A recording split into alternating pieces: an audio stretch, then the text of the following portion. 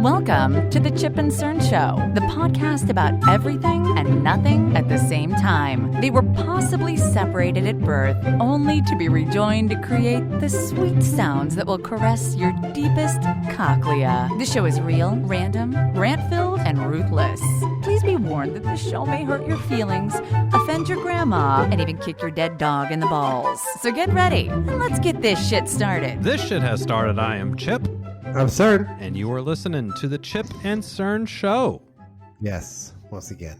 Or possibly for the first time. After a long layover. Yeah, after a short layover. How many, we, me and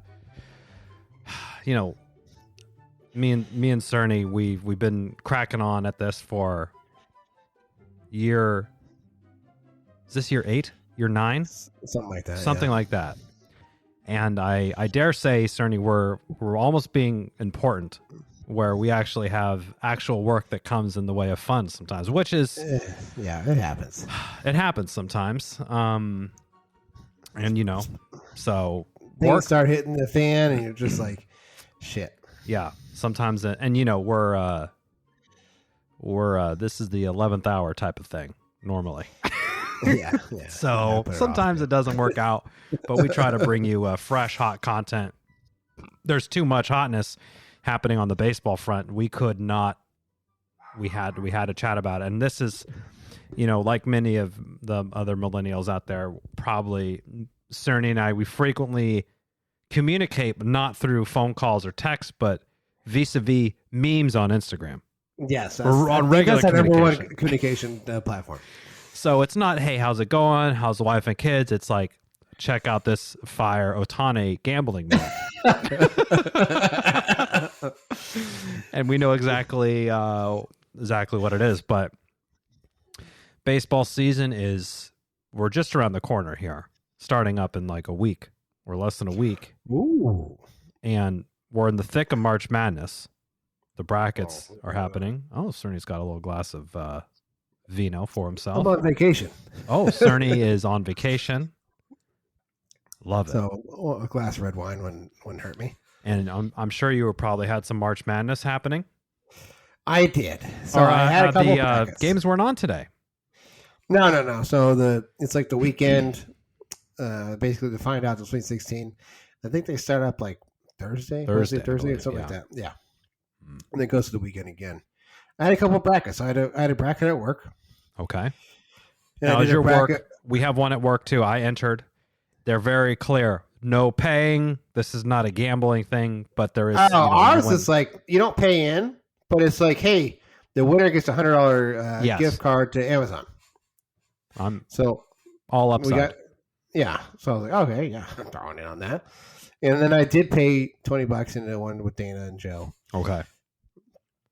And out the gate, so I had picked Auburn to win it all. Dana was loving it. Oh, he was on board with the Auburn. Dana pick. said, "Hey, I love that pick. That's a good pick because Auburn is looking strong." Oh, and he's already fucked. He's already brackets busted already. Yeah, about. I couldn't tell you if Auburn was a good team or not. I know that Duke is good. This is my usual tradition: is 2 weeks before I know Selection Sunday, I watched a couple games because there's really nothing on. There's no baseball. I don't really watch spring trainings. I don't give a shit about who the Giants are going to cut. Right, who their second backup shortstop is. This season. It doesn't matter. And there's no football. I don't like hockey, and I really don't like professional basketball. So, the 2 weeks before, I start watching a couple of college games just to kind of get my because there's always a few teams that they always overblow.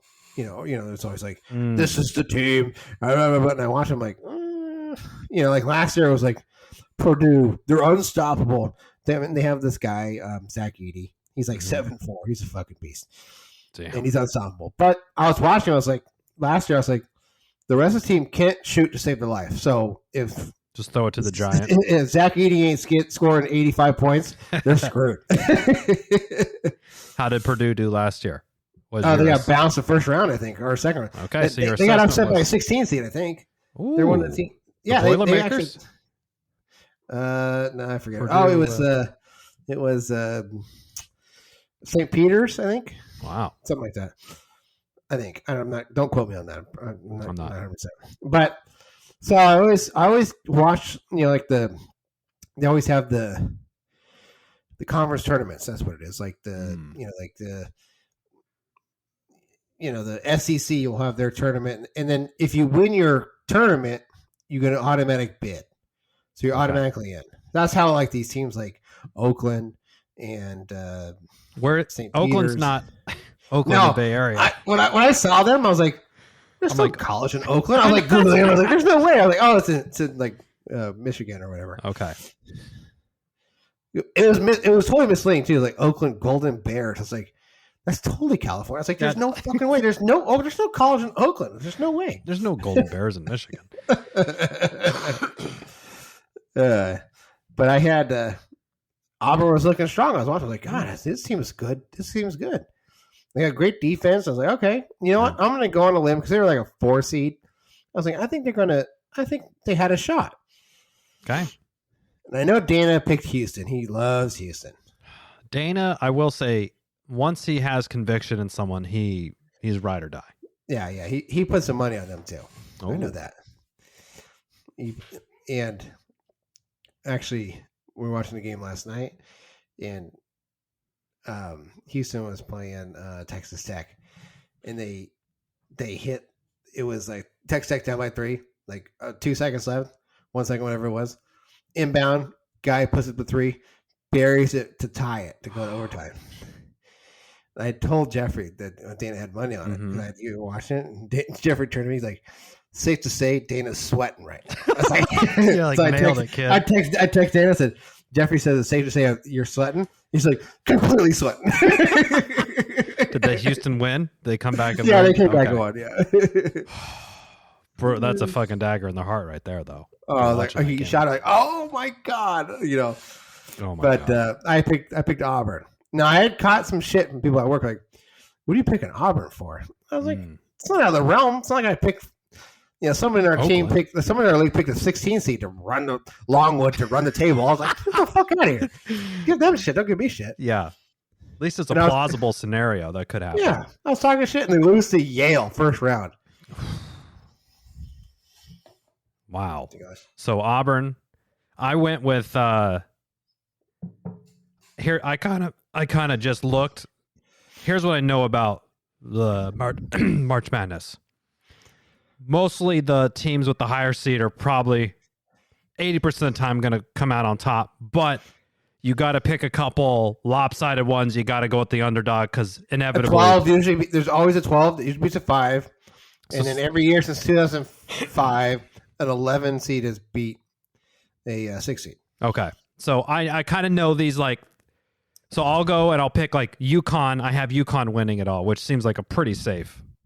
Like 80% of the brackets picked UConn to win overall or something. And they I don't know, you see any games? No. So they were playing some 16 seed. Maybe it was St. Peter's. I don't know. And they were winning like 52 to 18 and a half. Oh my God. And then the coach, he's like, "This isn't championship basketball." And I was like, "The fuck is he talking about? Was he want a shutout?" Yeah, was he want a shutout? He's like, "This isn't championship football or basketball." I was like, wow. "God, what does he want? You're like a fucking 40-point lead. They're half." I did. I think I got upset. I had Kentucky and Kansas, and I think they both lost. But that seemed like both of those were kind of upsets, it seemed like, right? So I had Kentucky and Auburn in the finals. Oof. And they were both out the first round. Yeah, Kentucky lost to Oakland. Kentucky was so like they were a team. I right? texted Dana before what they were like. They would look like they could win it all. Like the number one offense in basketball, in college basketball. Oh, and then there be games you're like, the hell happened? So it was just like this, and they were like, "Oh, interesting." I had them losing. I had them win the first round. I had them lose in the second round, and then I have ESPN or whatever. Yeah, not ESPN, but whatever. Some quote unquote experts. Experts. Oh, they're back. This guy was hurt. Oh, interesting. They're back to full strength. They're looking like a championship team. So I bought in. I was like, okay, you know what? And I was like, looking at the match, I was like, it's not that far out of the realm of them, at least going to the finals. Yeah. So I had them going to the finals, and they lose. Oh boy! So that bracket, I saw this meme. I should have sent it to you. It was like this guy's like zoomed in on his face, where he's like, like giving like the fucking face. He's like, when your bracket gets busted from a poli sci major with a 3.1 GPA, raining threes on future NBA players like it's a YMCA rec league. I saw that. The guy looks like he's like a accounting major. He's like just a white dude with a shitty. Who is this guy? He looks like he's like 35 out there, just raining threes. Dude's got an alimony payment, and he's got like 2 kids. He drove to this fucking stadium in a minivan. I think I saw that guy too. And so if both your teams that you had in the finals are bounced, you might as well just crumple that bracket up. It's no good. It's over. It's over. Okay. Yeah, because Dan had said, even though I lost Kentucky, I was still in it. He said, okay, well, officially, because you have Auburn in the whole thing, your bracket starts today. And he actually had money on Auburn to win by 13.5, because that's what they were. Oh, wow. And that didn't pay out. To Yale. They threw the books at him. They went Ivy League on their ass. Damn. Like stockbrokers ready to take the task. Yeah, they fucking big shorted that shit. Now, when all the basketball excitement is happening, breaking news. Shohei Ohtani of $700 million contract signed with the Dodgers. Interpreter fired. Gambling allegations. Illegal gambling. So you had broke that. I didn't even know that. Did I break it in the group chat? I didn't get the proper you didn't praise. Break it Dana said he heard it, but you did break the news to me. Dana's never given me a fucking... No. Never going to give me... I was too into college basketball. Yeah. I wasn't...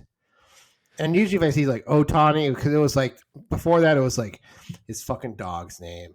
He got married. Yeah. His wife. His odds to win every... So I was just... Yeah. Anything that popped up with it said Ohtani, I would just... On my push Pay no mind list. Choop, delete. I didn't even give a shit. I don't care about his fucking dog. I don't care about his wife. Also, his wife's like a serious baller in Japanese women's basketball. Oh, yeah. She's like really good, I guess. But yeah, man. So it came out that I guess the interpreter who had worked with him since his entrance into the MLB when he was on the Angels. And I remember this whole thing. Oh, Ohtani, he's going to get traded. And they're like, oh, this other person that is here from Japan is like, his balance lies in if Ohtani brings him with him. And Ohtani brought his interpreter with him. Like, did this guy a fucking solid? Probably set him up nice with the Dodgers. First of all, a job as an interpreter for a professional baseball player, a professional athlete, fucking score. Yeah. I mean, talk about the fucking... He gets to hang out in the dugout. He's in the dugout. He's basically... If you don't have the chops to make it, he's on the field. He's like on mound visits. He might as well be a player, except he doesn't have to perform. So allegedly, $4.2 million in illegal gambling debts. He said that Ohtani wiped his balance sheet clean. Yeah. Then, within 12 hours, fucking stories... Yeah, it had changed. Started changing, and it came out, or Ohtani says, hey, this guy stole... I didn't know anything about this. He stole this money from me. Now, this is got to be one of the biggest stories in sports in like the last decade. Some of the memes, have me just rolling. But the one that was like the day before the news broke, Tony's like chumming it up with the guy, the talking to him. People were like, this guy was like, if a motherfucker stole $4 million from a bank account, you would have to hold me back from punching this motherfucker in the face, let alone sitting there shoulder to shoulder laughing it up with him. Yeah. And they were also in South Korea for the opening. Yeah, that was dumb. I don't know. Fucking Manfred's He's a dope. Why wouldn't you have it? So for those who don't know, they had like an opening series in South Korea, which is fine, but they had it like a week ago, and the season doesn't even start until for another week from now. So they actually, the Dodgers and the Padres played a legitimate 2-series. So they have a record for the regular season. No one else does. Yeah, and then it's like, and now we have to wait 2 weeks for the rest of everyone else to catch up. I don't even get that. And it said after one of these games in Korea that the interpreter addressed the clubhouse and said that he had stolen this money or something. This is where it gets really. Like, I think it was like fishy. The owner had come in and said news is gonna break. Yes, and kind of just like buckle up. And so Ohtani literally is like this. He's on a fucking pedestal. He's the face of MLB. He's the greatest player in the last 100 years. Untouchable, crystal clean. Yeah. Fucking gambling scandal. Gambler. Huge. Gambler. You know what? The face of baseball. It was before him. Remember, it was Tatis Jr. Yeah. Man. Oh, that was heavy. That must be a heavy crown to bear. Heavy crown. They usually don't. When someone says you're the face of baseball, usually it crumbles right after that. Yeah, I would be like, no thanks. Yeah. Can I be like the elbow? Can I be the elbow of baseball? Something a little bit more. Can I just be like the side face on durable? The picture? Yeah, the side profile. And so there plenty of rumors coming out saying that the interpreter is actually taking the fall for Ohtani. Ohtani's the one with the gambling problem, but the interpreter, and he's taken the fall for Ohtani. This is what some people are saying. Ohtani being on the Dodgers, I was kind of interested in this sort of plot line. Yeah, as a Dodger hater, I would like to see him get suspended. But it did. More stuff came out like a couple days later, and once the scent is out there, the fucking sleuths are.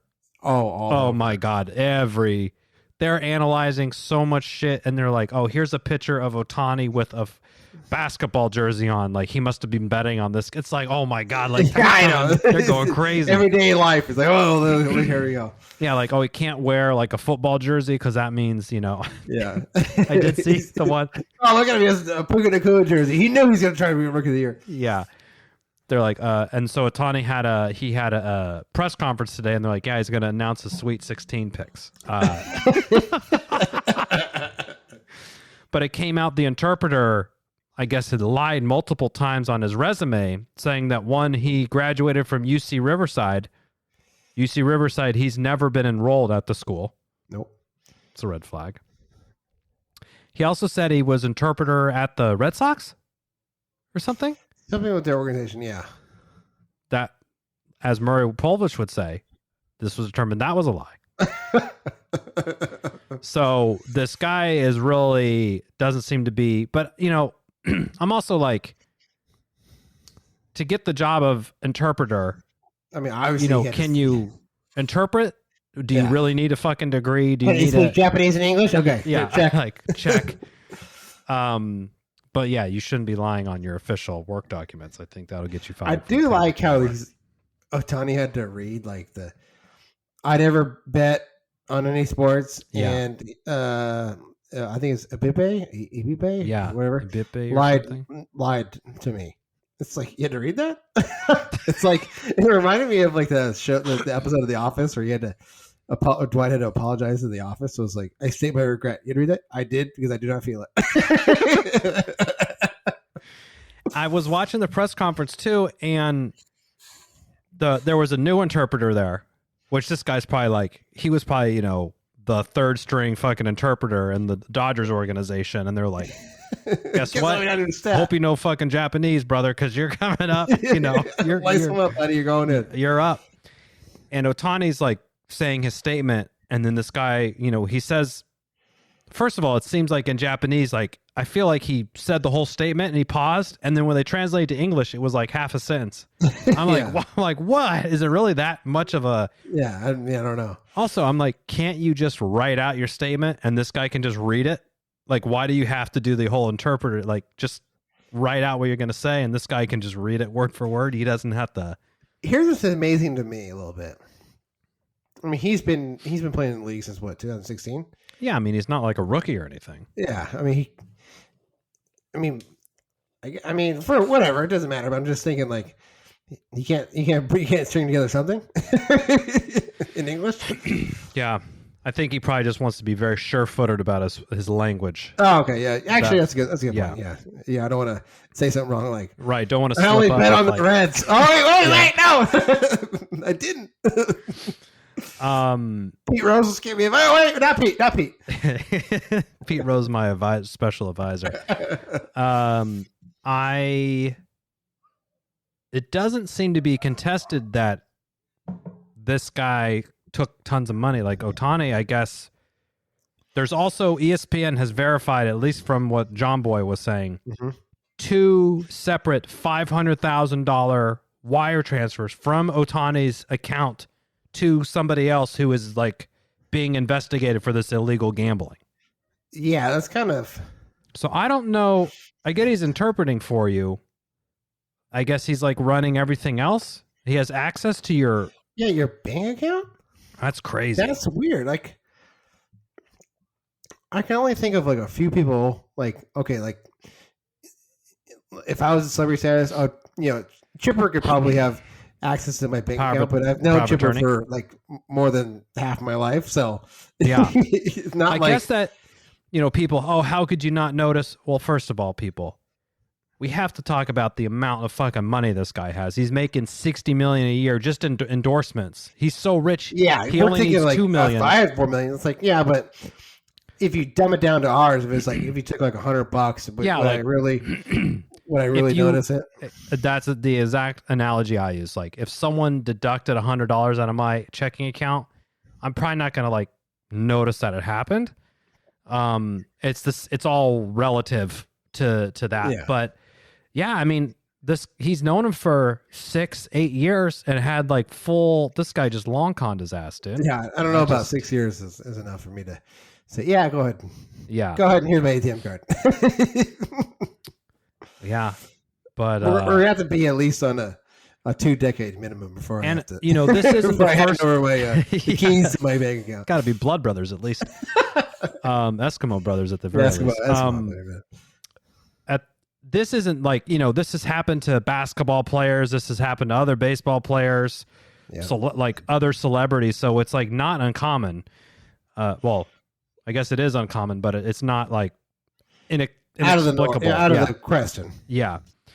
There is a lot of parallels being tied to Michael Jordan. Yeah. Oh yeah. The gambler. Now, I don't know any of the Jordan conspiracy theories, but is there... You know what? I'm not quite sure. Because I know Michael Jordan's dad died, and it was kind of... Was it kind of suspicious how his dad died? And like I could see there being a rumor that Jordan was in debt and someone had his dad killed and that's why he retired. Is that the conspiracy? I don't know that one. I think his dad, I swear his dad just got shot or something weird on the side of the road. Michael Jordan dad controversy. 22 facts. Oh. Okay. This is I don't even know if this is. We're just reading this off the internet. So, yeah, take it with a grain of salt, people. WRAL.com. 22 facts about the murder of Michael Jordan's dad. Okay. So, how did he die? 2 teenagers were convicted of the murder, serving life sentences. They tell conflicting stories of what happened. New evidence, blah, blah. Okay. All right. He was unidentified John Doe in a swamp in South Carolina, and he was cremated before he was identified. Okay. A fisherman found a body draped over a tree limb in a South Carolina swamp with a gunshot wound on the chest. Badly decomposed. No missing person report. Interesting. Michael Jordan's car was found stripped and vandalized in the woods near Fayetteville, North Carolina. Oh, shit. This is... Okay, the car was registered to Michael Jordan, but it was he let his dad drive it. That makes sense.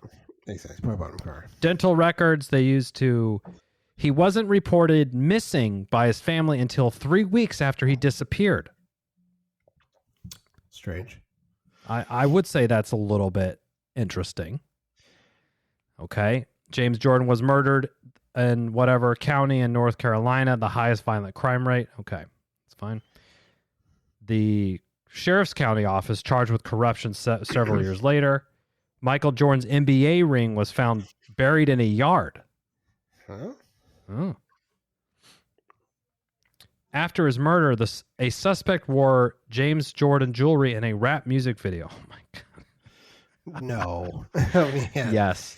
That is... Okay. There were damning puzzle pieces that emerged in the investigation. A gun hidden in a shop vac in the house where Daniel Green was living, and a rap music video starring Daniel wearing James Jordan's watch and an NBA ring.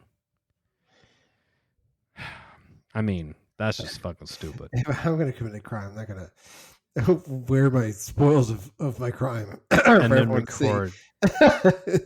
Okay, the two main suspects in the murder were James Jordan's friends. Someone took a plea deal.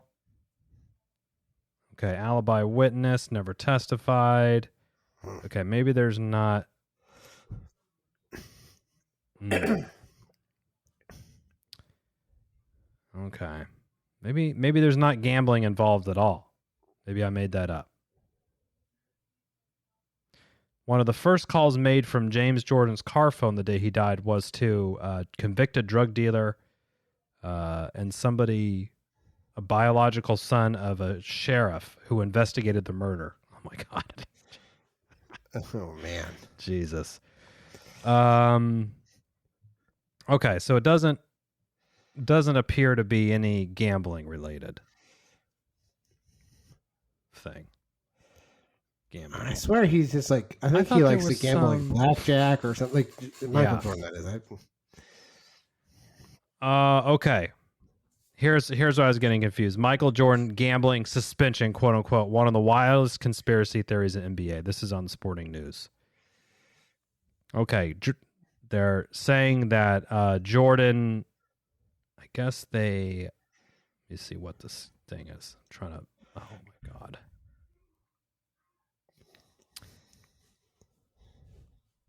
Okay. I guess they're saying that the NBA found out that Jordan was gambling so much that they made him retire. Okay. Okay. Daniel Stern had a clandestine agreement with Jordan to get his gambling habit under control before incurring any damage to the league or to Jordan himself, so he suspended him for a year to get his personal lives together. I call BS on that. Yeah. Well, what do you think is the deal with Ohtani then? I don't know. Personally, I don't know if he's actually gambling. I think I think his guy was gambling, and I think he was just clearing his debts. So he may be wrapped up that way. That's what I think happened too, is that Ohtani was like cool with this guy, and this guy's like, hey, I fucked up. Can you help me out? And Ohtani's like, I'll do you a solid. You're my boy. Yeah. And then Ohtani's lawyers were probably like, yo, you're implicated into this as well. Yeah. Just a bad look. You got to say that this guy stole from you. Yeah. And that's the story that's happening. That's what I think. I don't think he was gambling him personally. I agree. But I think that Ohtani just kind of did him a solid. Like, I mean, that's a solid. That's a solid. It's a $4.5 million solid. I mean, that's 2 years salary. 2.5. Yeah. Yeah, he's got to work for two and a half years to get that money back. What I'm kind of, I mean, I don't know if I say I'm worried or not, but like, what if this guy, he's like, so dishonored that he offs himself because of all like the way it's being slanted against him. True. I'm kind of worried about this. Like the media is fucking going after this guy. Oh yeah, they're demonizing him like he's. Oh yeah. like he burned like a St. Jude's hospital or something. That would be that's especially sinister. Yeah. St. Jude's Hospital, not just any kid's children's hospital, the Shriners.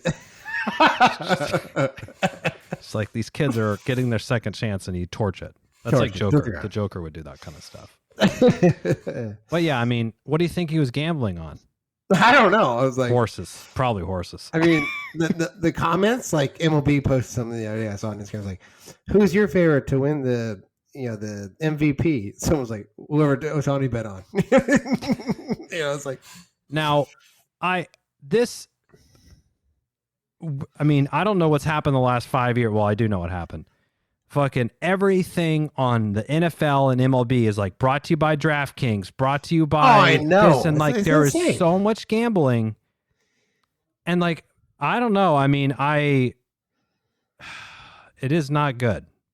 I would say in general, I feel like. I mean, this is coming. I mean, it's not going to be the last time, I think, with all even ESPN's like, I was cruising through the gym and the ESPN because I don't want to watch Fox News or anything crazy shit like that. It's like, okay, because the 8 channels they get, ESPN's like, it's on as I was on the treadmill. And it's like, ESPN bet. So we're going to talk about the spreads. I was like, what the fuck? Everything, so much gambling content now, and it's like, I mean, it's really crazy. I mean, it's insane. Yeah, it's insane how they can have people. One, gambling is just a horrible. It's not really doing anybody good except the gambling companies and the casinos.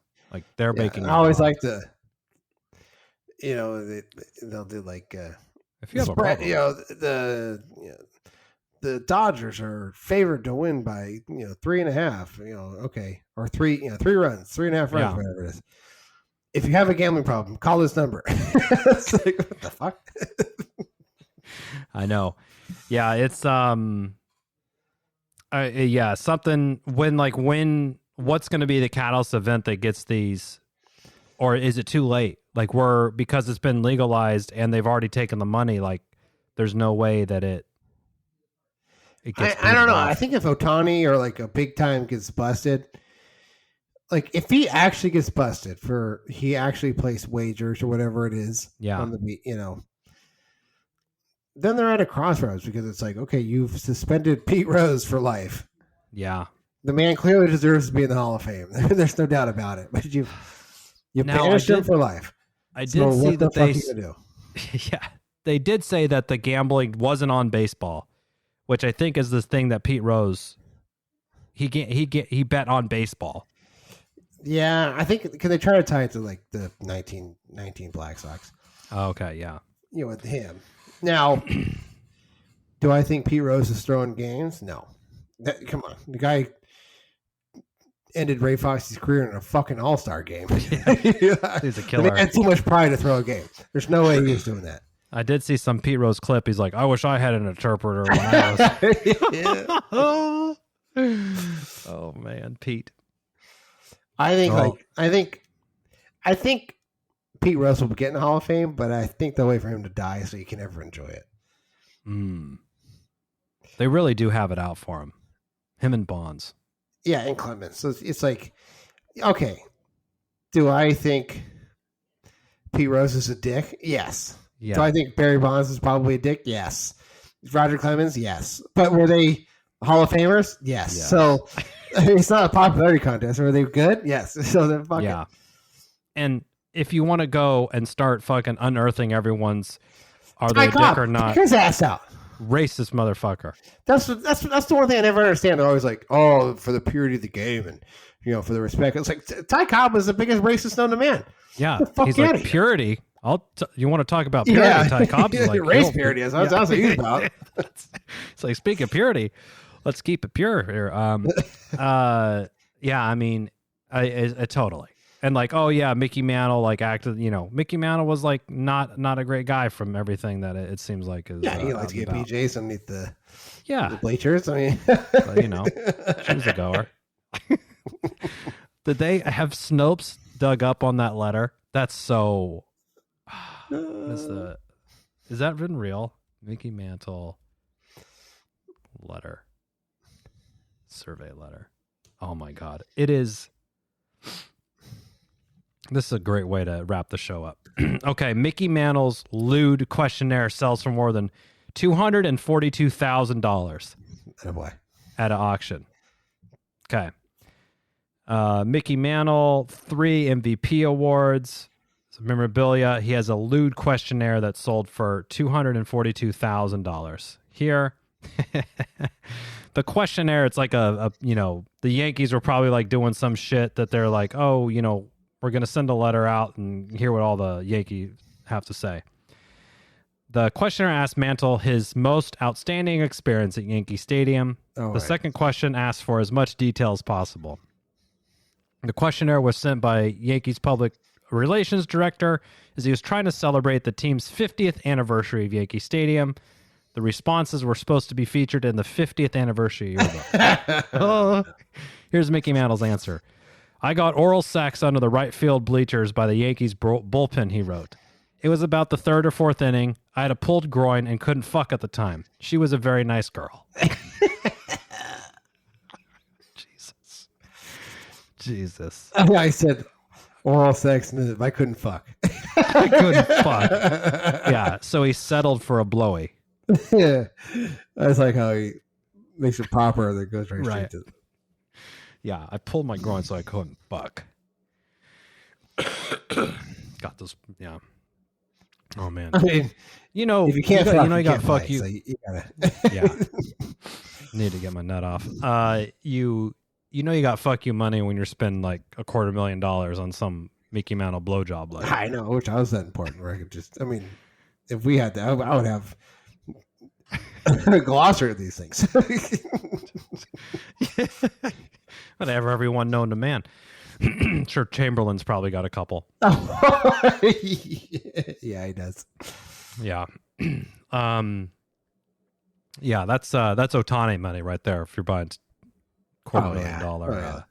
It's just another level of the way that some people live. That's just so not me.